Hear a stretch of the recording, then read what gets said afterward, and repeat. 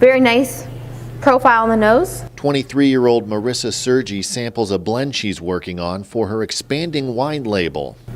Very delicious. Sergi studied winemaking at Cornell and today is the founder of RedHead Wine, which she began bottling in 2013. Fun fact, you're legally allowed to drink alcohol in Ohio if your parents consent to it, but I did it for educational purposes, so I would taste the wine and make sure that the profile was balanced. So this is a stainless steel tank where we're storing the RedHead red blend right before our next bottling. RedHead is a Zinfandel Carmenera blend that's produced from California grapes and bottled at Luva Bella Winery, which is owned by her parents.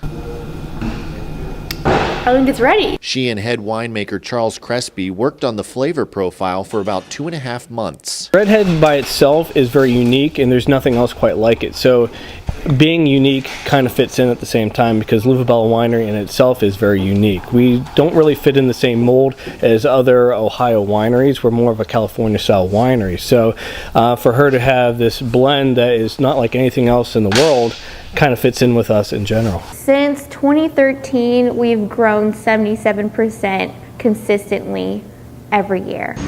Much of that growth has been organic, but that's not to say Sergi hasn't put a lot of thought into RedHead's marketing. In the business plan and our research, we've realized that millennials are the second largest cohort in the United States that consumes wine in general, compared to boomers, which is the largest cohort. But we're capitalizing on specifically millennial women. Usually wine, you're thinking of dark Cabernets, something that appeals to a little bit of everyone.